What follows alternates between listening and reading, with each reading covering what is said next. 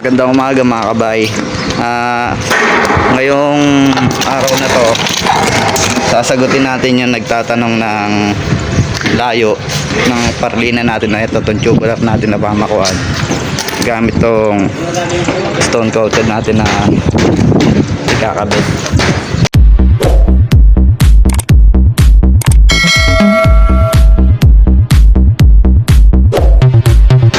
Pare, ano nga yung sukat nito, ng layo nito? 37. 37. Ayun na, 37. Mula siyempre dito sa bungad. Ilalim, tapos Mula dito. Saan pare? mula dito hanggang dito 37. Ayun. Ayun na, 37. Mula dun sa bungad hanggang Ilalim ng pataas tayo. isla. Bali, ganito yung mangyayari niyan. Ito yung mahirap, walang tagahawak. Yan, pakita mo pare. Yan, ganyan o. Nakita nyo, sakto lang to, kanto. Tapos itong pinakakanal niya. Yan. Tapos ang black screw natin hindi dito, dito sa gilid. Puro gilid yan. Yung susunod niyan, papatong nyo lang. Tapos yung ridge cap natin dito, ang layo nun 15 cm. Dito sa huling tubular natin, maglalagay naman tayong angle bar dito. Doon natin ikakama yung ridge cap natin. Bali ano yun, ang haba nun 42, tapos ang lapad 15 cm lang. Susunod natin pakikita yung bali gutter naman.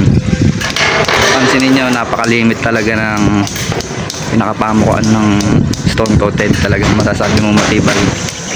Ayun o, marami-raming bubungan yan. Ito. Nga pala yung ko natin, tigan mo iba isiya yan, ang ating contractor ng trusses. Grabe. Si tropa, yung malupit mong ano. Ayun o. Yan, ang masipag niyang partner. Ayun o. Pakiyatin natin si Justin Bieber. Nga pala yung partner niya, bali silang dalawa lang yung kumakana dyan. Ayun o. Kaya kung gusto nyo magpagawa, mag-comment na lang kayo sa baba.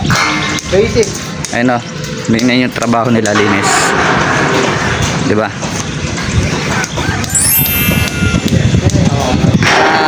Madali lang kontakin yung mga yan, mag-comment lang kayo sa baba. Ayun o. Nakita nyo yung stone coated natin o. Walang kahirap-hirap ikabit, kahit ikaw lang mag-isa kaya mo. Ayun, dahil maliit lang siya, di tulad ng mga rib type o long span na pagkahaba-haba.